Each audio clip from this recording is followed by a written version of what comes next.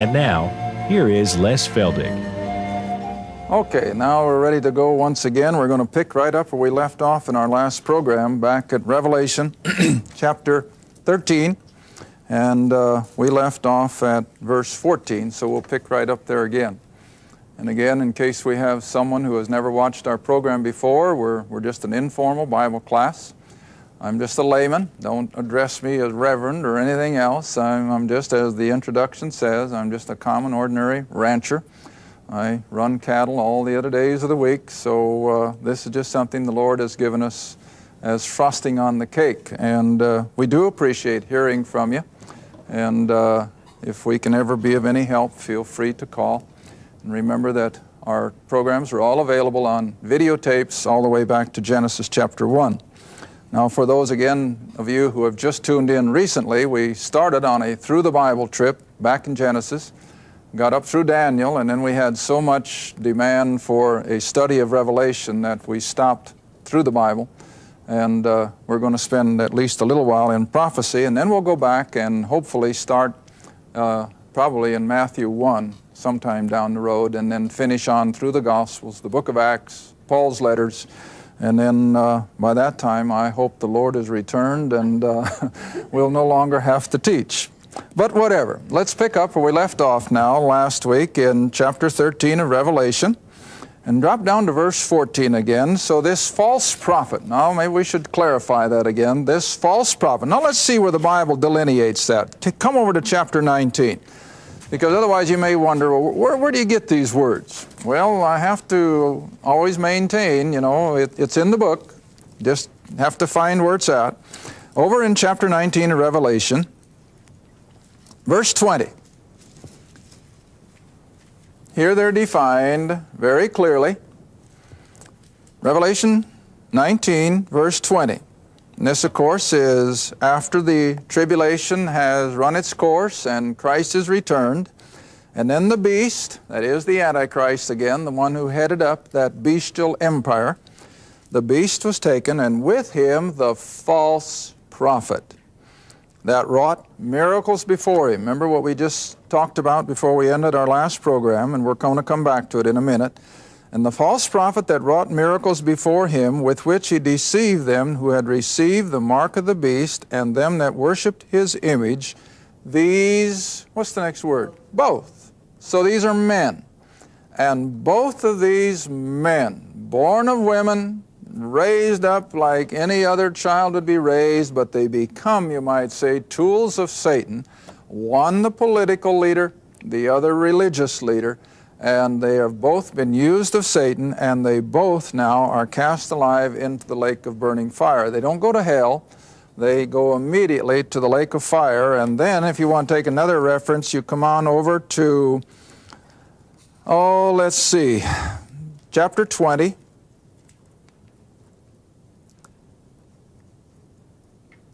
Verse 10. Revelation chapter 20, verse 10. Now this, of course, is excuse me, after the 1,000 years has now run its course, and we're ready to go into eternity, and we're about to be introduced to the great white throne, the judgment of all the lost of humanity in verse 11. But in verse 10, the devil who deceived them, old Satan, the dragon, the old devil that deceived them, was cast into the lake of fire and brimstone. Now watch what the rest of the verse says. Where the Antichrist, the beast, and the false prophet, what's the verb? Are. They're still there after 1,000 years. They haven't been annihilated. They haven't been destroyed. They're still there.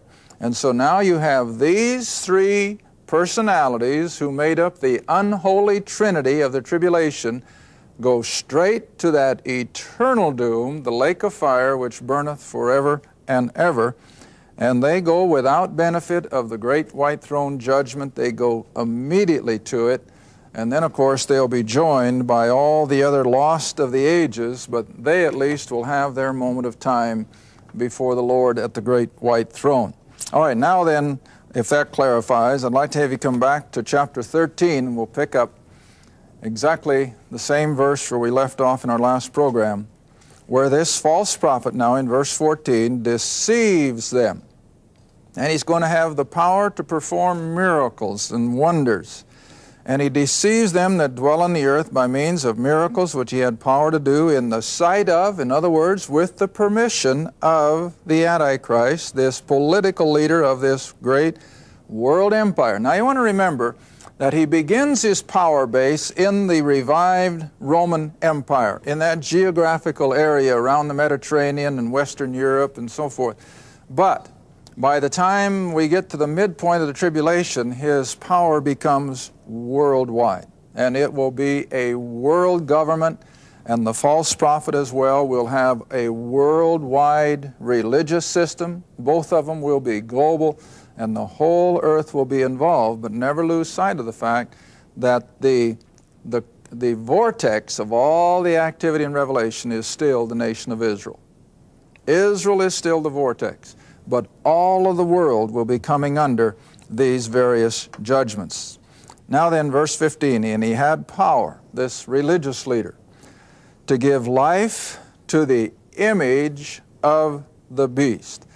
Now, I think I made reference to it a long time ago, but I remember several years ago reading that the Japanese have a technology where they are actually going to come out with a biological computer. In other words, it's a computer that won't just be electronic, but it's also going to have living biological cells. Now, what they're driving at, I don't know, but it's going to be a computer that puts the present-day computers to shame.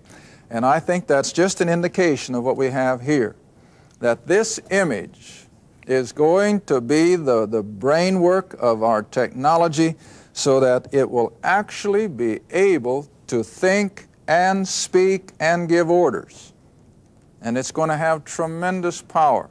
Now, again, one of our national news magazines a few weeks ago had a lead article on the electronic explosion that is about to come upon us, where our television sets will not just be the coming in of information, but it'll also be the outflow of information. In other words, that old TV set will just be the center of everything, incoming and outgoing information. And of course, this is being set up for exactly this kind of a situation, where one world government will have their thumb on every home around the planet. Nobody will be left out. And so this image is going to be able to speak, and it's going to have tremendous power. And it's going to cause that as many as would not worship this image, that they'll be killed. And again, I think it's going to come through the information that the television sets will become. And the powers that be will know the activity of every home on the planet. There will be no escaping it. And the technology is there. It's scary. Over the years, I've been telling my classes, you know, they know all about you. And more than once, someone has said, well, who are they? Well, I don't know. But I know they have. I've read articles, and so have you. They know all about me. They know all about you. They know your idiosyncrasies. They know where you spend your money. They know where you've got it invested. They know how you spend your money. They know your health. They know everything. And then the question is, well, who are they? Well, the powers that be, insurance companies, financial institutions, magazines. Now in the farming area, all of our farm magazines will give you a free subscription if you'll just fill out all this information concerning your operation. How many head of cows do I run? How many acres and all that? I've quit filling them out. I'd rather pay for my subscription. They don't have to know. But see, this is what the world is doing. And I imagine it's the same in every other profession or occupation. They want to know everything about your business. And it seems so innocent, but it isn't. It's going to come back to haunt people that somebody out there knows everything about you. I always have to think years back already. Oh, my land, this must go back into the early 70s, where a lady I knew was the private secretary of one of the families that owned one of our huge corporations. And her boss asked her to make reservations, I think, here in Tulsa. And they were up in one of the big Midwest cities.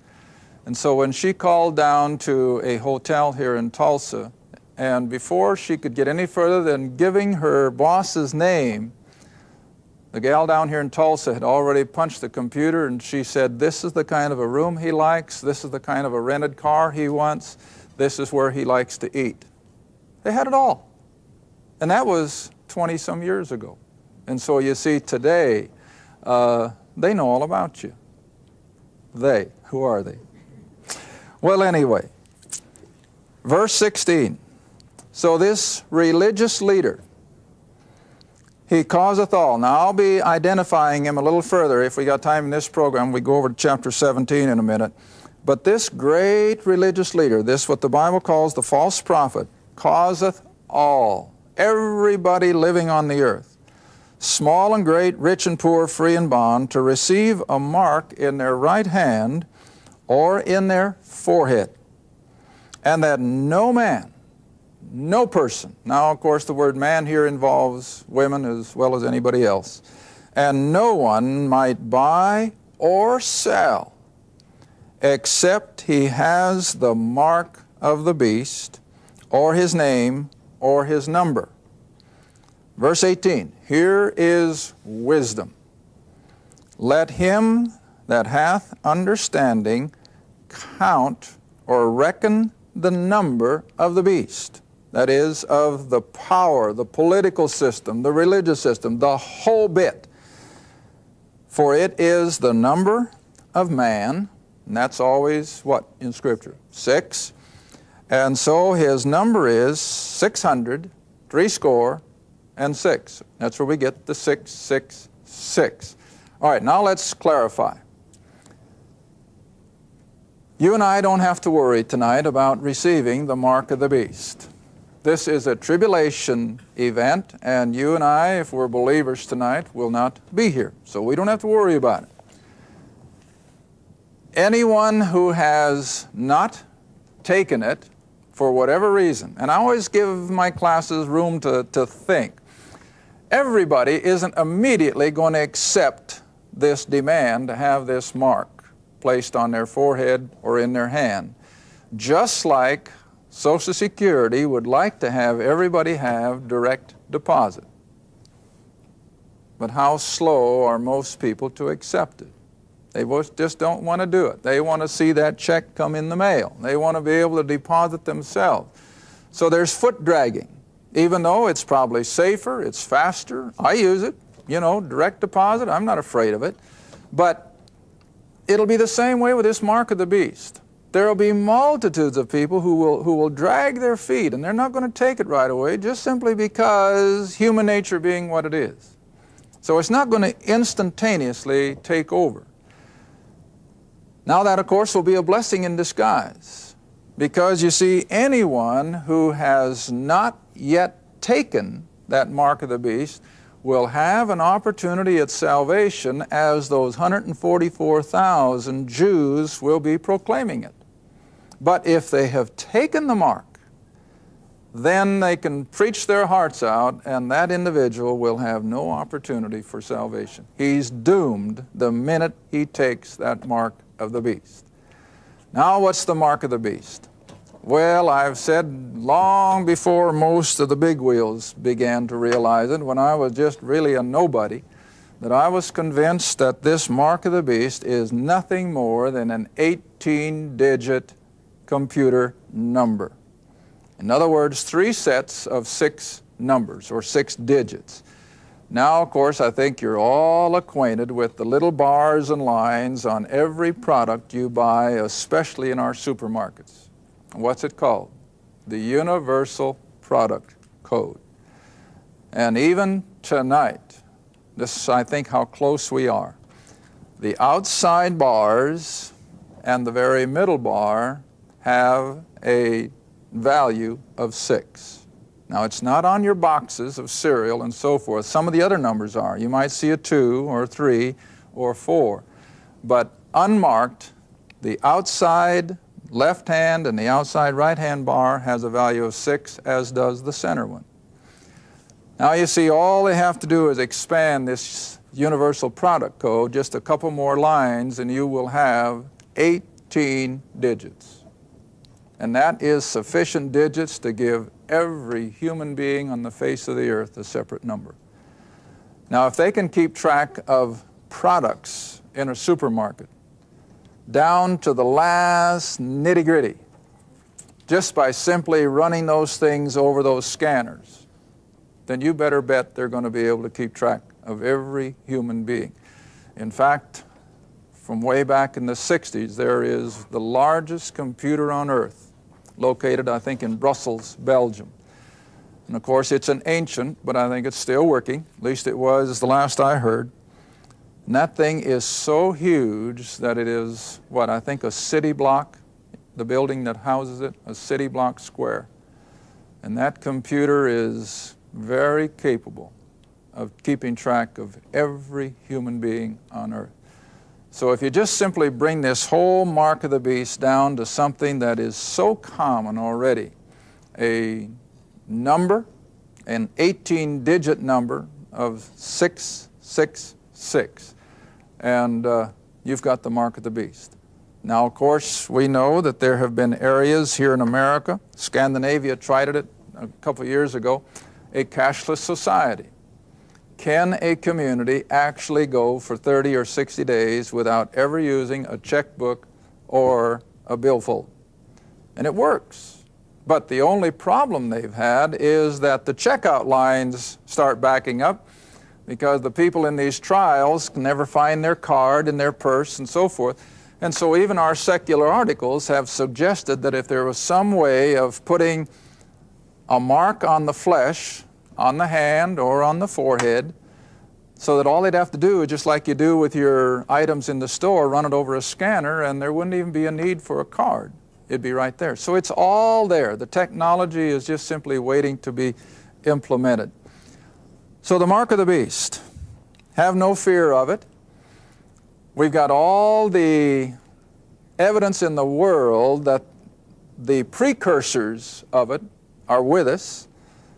You and I use it every day. You can't go and get a driver's license without it. You can't file your taxes without it. And what is it? Your Social Security number. Now, that's not the mark of the beast. I'm not trying to scare anyone or anything like that. But America isn't the only nation with a Social Security system. You know, I was surprised here just a few months ago when I read that even most of the small nations of what we call the third world have Social Security systems, a welfare system. And every one of their citizens have a number. Germany years ago began tattooing a Social Security number on the heels of the newborn infant, even before they left the hospital. Great Britain has had it. And so all we're seeing is that the world is getting ready for the fact that they can't do anything without a number. And see, we're already so programmed to it. Kids can't start kindergarten anymore unless they have their Social Security number.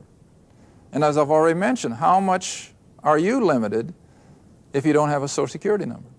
All right, now just magnify that. If it gets to the place that it's a completely cashless society, and if you haven't got that number, you can't receive a paycheck, you can't pay a rent bill, you can't pay a car payment, you can't buy gasoline, you can't buy groceries, you can do nothing without that number. Consequently, what's going to happen to the people who haven't got it? Well, they're going to die of starvation, they're going to die of exposure because they can't maintain their home, and it's awfully easy to understand. Now, this is why then, when we get to Matthew 25, and Jesus separates the sheep from the goats, and you've all heard sermons on it, I know you have, but it probably wasn't in the right area. But this is simply the survivors of the tribulation. And some of them are sheep, they're believers in that chapter, because they responded to the preaching of the 144,000 and survived. Not very many will, but a few will, Isaiah says. You're also going to have a few who are still lost, who rejected it, and they've survived. So Jesus brings them all before his throne room in Jerusalem. Matthew 25 says, and then shall the king, see? All right.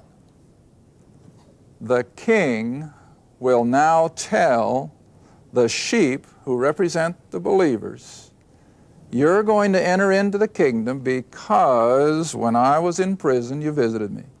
When I was hungry, you fed me. When I was thirsty, you gave me to drink. When I was naked, you gave me clothes. You remember the verses? You've all read them.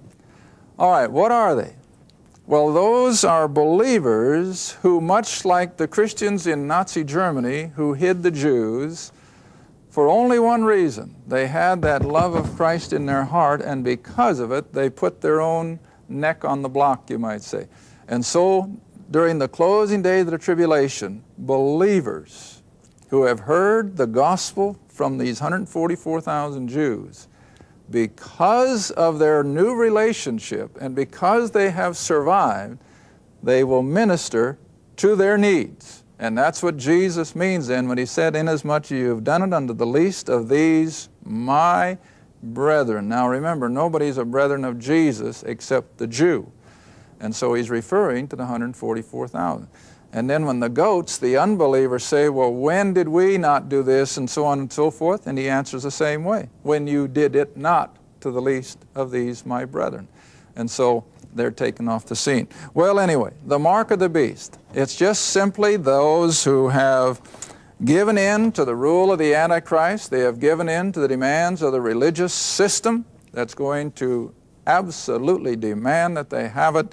And if they take it, they may get along with the powers that be, but they seal their eternal doom so far as God is concerned, and they have no more opportunity for salvation.